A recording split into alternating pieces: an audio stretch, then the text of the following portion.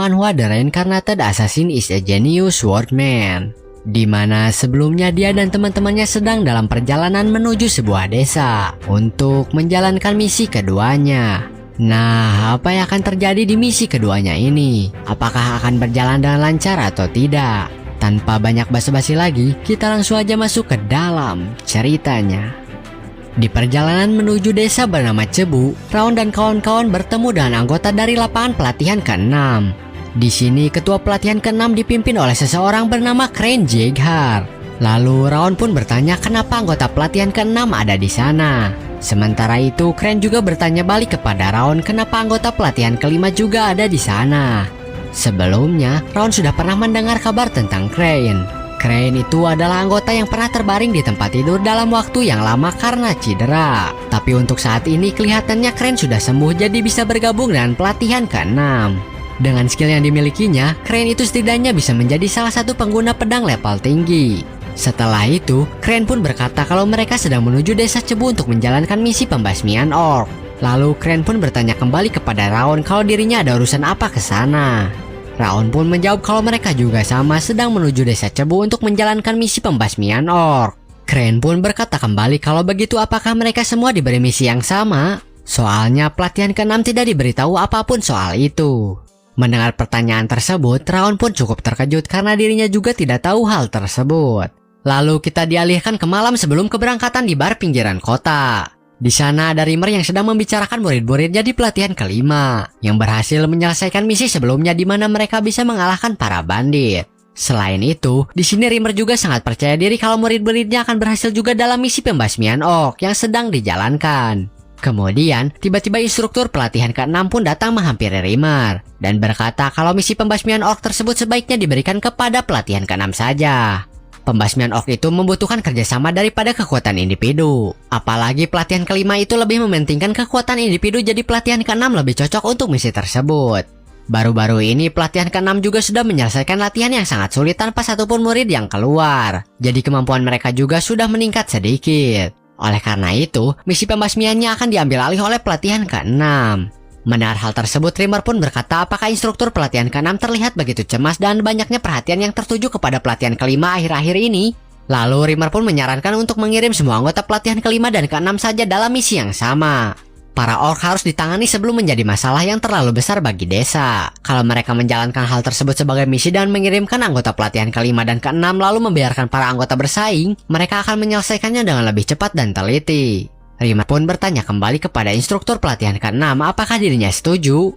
Instruktur pelatihan ke-6 pun menjawab kalau dirinya setuju dengan hal tersebut dan akan langsung meminta izinnya kepada kepala keluarga. Lalu kita dialihkan kembali ke tempat anggota pelatihan ke-5 dan ke-6 berada. Di sana Buran berkata sepertinya ada kesalahpahaman yang terjadi dengan para instruktur tentang misinya. Jadi untuk pelatihan ke-6 bisa kembali sekarang karena pelatihan ke-5 saja sudah cukup untuk menyelesaikan misinya. Mendengar perkataan Buren barusan, Crane pun merasa seperti direndahkan dan berkata kalau Buren tidak seharusnya berkata seenaknya seperti itu. Apakah benar keakuan Buren itu ada karena kesetiaan pada pelatihan ke-5? Kemudian Crane berkata kembali kalau misi pembasmian itu mengutamakan kerjasama, dan pelatihan ke-6 jauh lebih unggul dalam hal tersebut dari pelatihan ke-5. Apalagi regu ke-5 tidak memiliki pengalaman menjalankan kerjasama, jadi pastinya akan kesulitan menyelesaikan misinya. Buren pun menjawab kalau dirinya tahu kemampuan Crane itu seperti apa, tapi jangan meremehkan regu ke-5. Melihat perdebatan Crane dan Buren, Raon pun berpikir sepertinya para instruktur terutama Rimmer sudah tahu akan hal tersebut. Tapi kenapa para instruktur mengirim mereka tanpa mengatakan apapun? Rimmer itu menghargai pengalaman praktis dan menganggapnya penting untuk seorang bangsawan. Dari sudut pandang tersebut, misi pembasmian monster itu sangat nyata. Tapi yang terpenting dalam pembasmian monster itu adalah kerjasama dan strategi.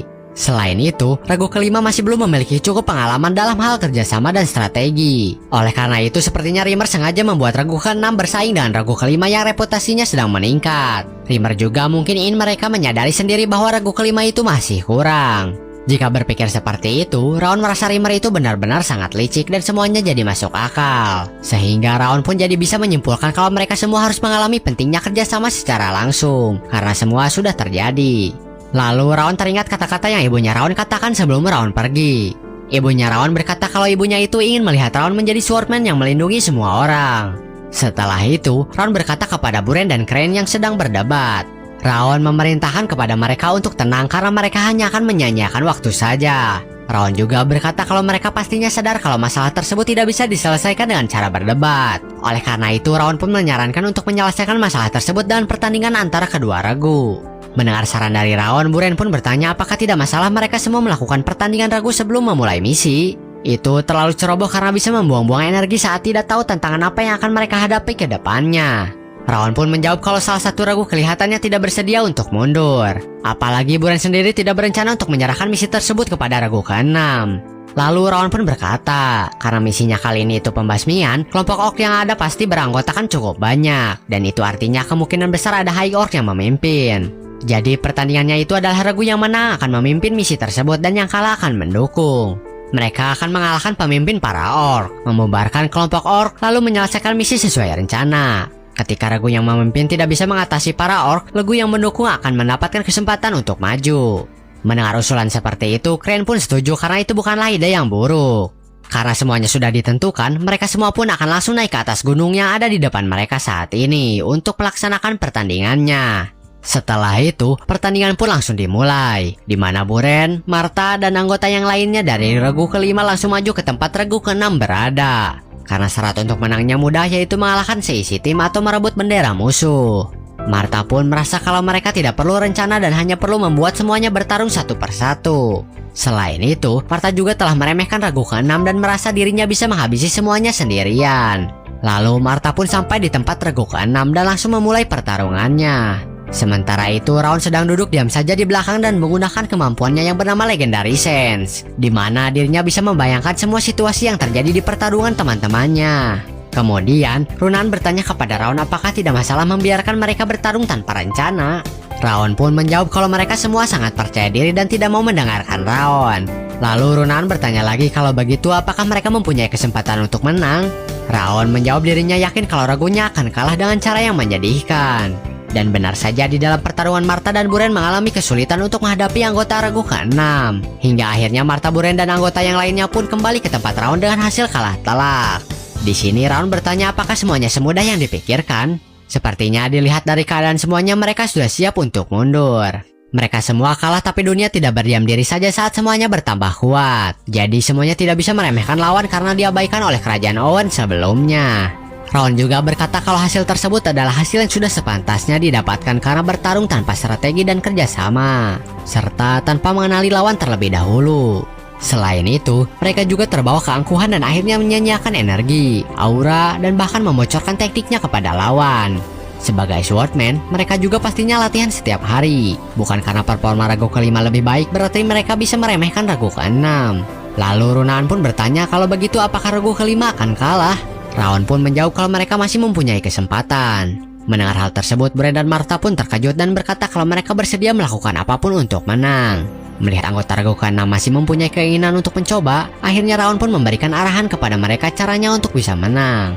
Di sisi lain, setelah pertempuran sebelumnya, anggota regu ke-6 menjadi lebih percaya diri lagi sampai ada yang merasa sombong. Tapi masih ada seorang yang mengingatkan temannya untuk tidak sombong karena regu ke-5 pernah mengalahkan bandit. Selain itu, kemungkinan besar regu ke-5 juga tak akan menyerah dan akan kembali sebentar lagi. Dan benar saja, tiba-tiba Martha pun sudah ada di hadapan mereka untuk melakukan pertempuran kedua. Tanpa basa-basi, Martha pun langsung maju untuk menyerang dan regu ke-6 sudah siap untuk menahan serangan Martha dengan memfokuskan aura. Namun, kali ini serangan Martha tersebut berhasil mendarat ke tubuh anggota regu ke-6 dengan sangat baik. Dan hal tersebut membuat mereka cukup terkejut. Sementara itu, Buren juga sama sedang menyerang anggota regu ke-6 yang lainnya. Dan kali ini Buren juga berhasil melancarkan serangannya sama seperti Martha. Melihat serangan Buren berhasil pun, anggota regu ke-6 merasa terkejut karena pergerakannya saat ini itu berubah.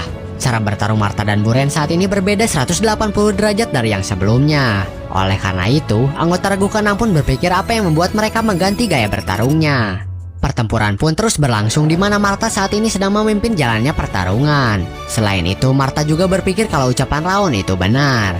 Sebelumnya, Raon bertanya kepada anggotanya kenapa mereka kalah meskipun mempunyai keunggulan dalam kemampuan dan kekuatan individu. Buren pun menjawab apakah karena informasi dan strategi. Raon pun berkata kembali kalau hal tersebut benar. Sebelum pertandingan, regu ke-6 menganalisa setiap anggota dari regu ke-6, kemudian merancang strategi untuk melawan mereka satu persatu. Tetapi regu ke-5 malah berasumsi bisa menang dengan mudah dan tidak membuat persiapan apapun untuk menghadapinya. Alhasil regu ke-5 terpaksa harus mundur tanpa berkesempatan melawan musuh yang normalnya bisa dikalahkan. Selain itu, Ron juga berkata bahkan regu ke-6 juga belum terkuras dalam hal stamina dan aura, berbeda dengan regu ke-5.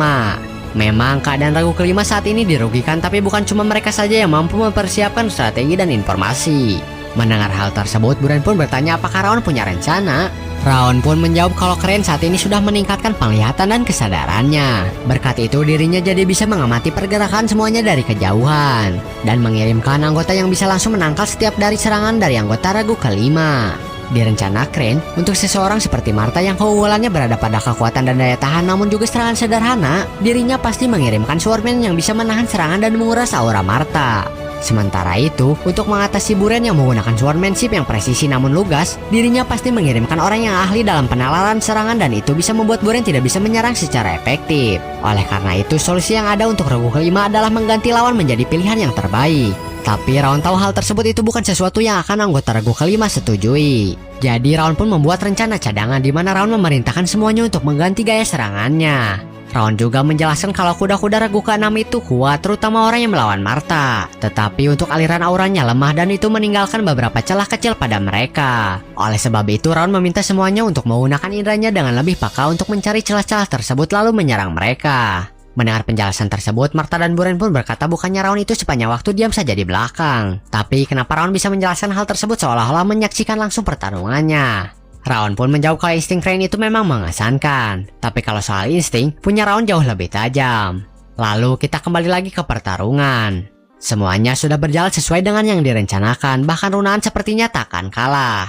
Lalu tiba-tiba, Crane pun datang ke tempat Raon berada. Di sini Crane masih tidak bisa merasakan apapun dari diri Raon, dan Crane juga pada akhirnya tak punya pilihan selain mencari di mana letak benderanya. Kemudian Crane pun berkata pantas saja dirinya kehilangan kendali atas situasinya. Ternyata Raon sudah memberikan perintah kepada anggota regu ke-5. Selain itu, Crane juga berkata kalau dirinya mendengar kalau Raon juga mempunyai aura beratribut api, dan Crane langsung mengeluarkan auranya. Melihat hal tersebut, Raon pun cukup terkejut karena Crane mempunyai atribut yang sama. Lalu Crane pun berkata kembali kalau level auranya itu lebih tinggi dari milik Raon. Begitu juga jumlah aura yang dimilikinya. Jadi Crane rasa Raon itu tidak sebanding dengan dirinya. Mendengar hal tersebut, Raon pun cukup terpancing dan langsung mengeluarkan auranya juga. Sehingga pertarungan antara Crane dan Raon pun akan segera dimulai. Setelah itu, Raon pun mulai menyerang Crane terlebih dahulu dan di sini Crane mulai berpikir tentang serangan Raon tersebut. Selain itu, Crane juga mendengar kalau Martha dan Pangeran Owen mampu Raon kalahkan. Aura yang dimiliki Raon juga sebenarnya tidak sebanding dengan level aura milik Crane. Tapi tetap saja aura milik Raon itu kuat. Tapi meski begitu, Crane masih merasa kalau dirinya lebih kuat. Kemudian, adu pedang yang cukup lama pun terjadi. Di sini aura Raon berhasil melahap aura milik Crane dan hal tersebut benar-benar membuat Crane terkejut. Lalu Raon pun langsung menyerang Crane kembali sampai akhirnya Crane pun kalah oleh Raon. Setelah Crane kalah, Raon pun berkata apa pengaruhnya memiliki keuntungan elemental yang dimiliki Crane kalau akhirnya tetap kalah. Setelah itu, semua anggota regu pun berkumpul di tempat Raon di mana Crane sudah kalah oleh Raon. Lalu Buren pun bertanya apakah Raon sudah menduga hal tersebut, di mana Crane akan datang untuk mencari bendera supaya bisa membalikan keadaan ketika sudah terdesak. Bukan hanya itu saja, seperti yang Raon katakan sebelumnya, semuanya berjalan lancar untuk mengalahkan regu ke-6. Martha yang mendengar hal tersebut juga mengakuinya, bahkan Martha awalnya berniat ingkar janji dalam mengikuti semua perintah Raon. Tapi karena berhasil, Martha tidak jadi ingkar janji. Sekali lagi, semua anggota regu ke-5 mengakui Raon sebagai peringkat 1 dan semua perintah Raon mulai sekarang akan dituruti tanpa mengeluh. Mendengar semua perkataan tersebut, Raon merasa senang karena pertandingannya membuat semua orang sedikit bertumbuh. Kemudian, Raon pun menyampaikan sepatah kata kepada anggotanya dan berkata kalau semuanya sudah bekerja dengan sangat bagus. Raon juga berkata lewat pertandingannya itu, mereka semua jadi tahu betapa berbahayanya kepercayaan diri tak berdasar dan juga kesombongan. Selain itu, mereka juga tahu hasil macam apa yang akan didapatkan jika bergerak tanpa strategi. Seandainya pertandingan tersebut adalah pertarungan sungguhan, maka semuanya pasti sudah mati sekarang ini. Jadi jangan lupakan hal yang sudah dipelajari hari ini. Di sisi lain, pandangan Crane terhadap Raon jadi berubah di mana Crane sudah menyadari kalau Raon jauh lebih cakap dari yang dirinya duga. Diri Raon juga lebih terpoles baik dari segi mental maupun fisik. Awalnya Crane kira regu ke-5 itu arogan, tapi sekarang dirinya merasa kalau yang arogan itu justru dirinya sendiri. Lalu Crane pun menghampiri Raon dan berkata kalau dirinya juga ikut belajar. Berkat Raon, Crane sadar kalau lengah itu adalah hal yang tak boleh terjadi dan rencana cadangan juga wajib ada jika strategi awal ternyata gagal. Crane rasa regu ke-6 masih akan menang dalam hal kerjasama, apalagi dirinya juga sudah mempelajari informasi mengenai regu ke-5. Tapi sayangnya regu ke-6 tak cuma kalah, tapi Crane juga kalah jauh dalam hal memimpin dan kalah telak dalam duel 1 lawan 1 melawan Raon. Crane juga merasa dirinya lebih kuat, tapi ternyata itu cuma kesombongan belaka. Jadi banyak sekali hal yang Crane pelajari dari pertandingannya itu. Oleh karena itu, Crane pun saat ini merasa berhutang budi kepada Raon. Melihat Crane yang seperti itu, Raon pun mulai berpikir kalau Crane itu berbeda dari keturunan langsung yang pernah dirinya temui. Karena Crane itu orang yang cukup baik. Lalu Raon pun berkata kalau pertandingan itu akan jadi pembelajaran juga bagi dirinya. Kemudian, Crane pun berkata seperti kesepakatan di awal, kalau regu ke-6 akan menjadi regu pendukung untuk regu ke-5 dalam misi pembasmian orc. Setelah itu, kita langsung dialihkan ke 2 minggu setelah misi dimulai. Desa Cebu adalah desa kecil tanpa adanya barang khas maupun tempat wisata. Di sana cuma ada beberapa penduduk yang menghidupi dirinya dengan bertani. Selain itu, misinya kali ini itu cuma patroli rutin, karena monster terkadang menyeberang melewati desa Cebu. Jadi misinya itu bukanlah misi khusus, tapi Raon merasa seperti mereka sedang diawasi dari belakang. Raon juga berpikir sepertinya instruktur juga tak mengikuti mereka diam-diam. Dan sensasi yang dirasakan Raon itu seolah-olah musuh sedang menilai kekuatan Raon dan kawan-kawan. Karena situasinya begitu, Raon pun memutuskan untuk tetap mengamati sambil menipu musuh. Lalu Raon juga memanggil Buren dan berkata untuk misinya kali ini, Raon ingin Burenlah yang mengambil alih komando dan memberikan perintah. Mendengar hal tersebut, Buren pun bertanya kenapa tiba-tiba begitu. Raon pun menjelaskan kalau di misi pertama mereka, cuma Runan dan Raon saja yang melawan Snow Tiger. Jadi kali ini akan lebih baik kalau Buren yang mengambil inisiatif. Terlebih lagi, bukannya waktu hari pertama latihan Buren pernah berkata kalau dirinya mau berjuang bersama Raon lagi. Raon juga berkata kalau omongan Buren waktu itu bukan hanya omong kosong saja kan. Jadi tunjukkan hasil dari kerja keras Buren selama ini sekarang. Mendengar hal tersebut, Buren pun tidak bisa berkata-kata lagi dan akhirnya menerima permintaan Raon, di mana dirinya akan mengambil alih komando di misinya kali ini dan akan menunjukkan perubahan dalam dirinya. Kemudian, Raon pun berkata kepada anggota lainnya untuk mengikuti perintah Buren mulai sekarang termasuk Martha. Lalu Martha pun berkata kalau dirinya akan mengikuti perintah Raon untuk mengikuti arahan Buren kali ini asal Raon bisa menunjukkannya dengan hasil yang nyata. Setelah itu si api biru pun muncul dan Raon bertanya kepada si api biru apakah dirinya merasakan orang yang mengawasi mereka di dekat sana. Si api biru pun berkata ternyata Raon juga sadar tentang keberadaan musuh yang sedang mengawasi. Lalu Raon bertanya kembali di mana posisi orang tersebut dan berapa jumlah mereka. Si api biru pun menjawab kalau dirinya tidak mau memberitahukan lokasi dia kepada Raon. Mendengar perkataan si api biru yang menyebutkan kata dia, Raon pun menyimpulkan kalau yang sedang mengawasi mereka itu cuma satu orang saja. Karena si api biru tidak menyebutkan kata mereka. Mendengar kesimpulan Raon, si api biru pun merasa kesal. Sementara itu, Raon mulai berpikir kalau dirinya tidak bisa langsung mengambil kesimpulan seperti itu. Karena cuma yang mengawasi saja satu orang dan itu belum dihitung dengan rekan-rekannya yang lain, jadi bisa saja lebih banyak. Oleh karena itu, Raon tidak boleh lengah. Lalu kita dialihkan ke tempat orang-orang misterius yang mengawasi Raon dan kawan-kawan. Benar saja perkiraan Raon tadi di mana masih ada rekan lainnya yang bersembunyi dan hanya satu saja yang mengawasi. Kemudian orang yang sedang duduk tersebut pun bertanya kepada orang yang mengawasi siapa orang-orang yang ada di desa Cebu. Orang yang mengawasi pun menjawab kalau orang tersebut adalah sepertinya dari Jeghar. Dari kelihatannya mereka bukan kenaik resmi dan hanya kenaik pemula yang sedang menjalankan misi keduanya karena tidak ditemani instrukturnya. Lalu orang yang duduk pun bertanya kembali apakah dirinya tidak ketahuan saat mengintai. Orang yang mengintai pun menjawab tentu saja dirinya tidak ketahuan karena mana mungkin pemula bisa menyadari hawa keberadaannya. Lalu orang yang duduk pun berkata sepertinya karena penduduk desa sensitif terhadap perubahan makanya mereka meminta bantuan untuk mengatasi para orc yang meningkat. Selain itu, orang tersebut juga mengira kalau mereka bisa menemukan Magic Stone dengan cepat. Tapi sepertinya akan terjadi lebih lama dari perkiraan. Ternyata orang-orang misterius ini datang ke desa Cebu itu untuk mencari Magic Stone yang entah di mana keberadaannya. Setelah itu, orang yang mengawasi pun bertanya apakah sebaiknya mereka langsung serang saja semuanya. Karena itu adalah kesempatan yang sempurna untuk mengurangi bibit-bibit Jeghar sekaligus. Orang yang duduk pun berkata kalau mereka harus menahan diri terlebih dahulu dan coba lepaskan beberapa monster terlebih dahulu. Karena takutnya nanti para Jeghar tak akan tahu keberadaan Magic Stone-nya.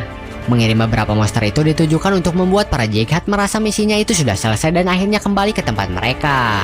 Begitu mereka semua pulang, para orang misterius ini akan menyerang desa Cebu sampai tak bersisa. Lalu orang yang duduk pun berdiri sambil menggunakan topeng orc dan dirinya juga berubah menjadi sesosok orc. Mungkin cukup sekian untuk video kali ini.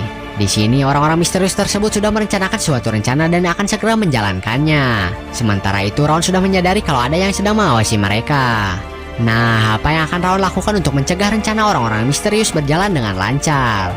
Kita nantikan saja untuk lanjutannya di video selanjutnya.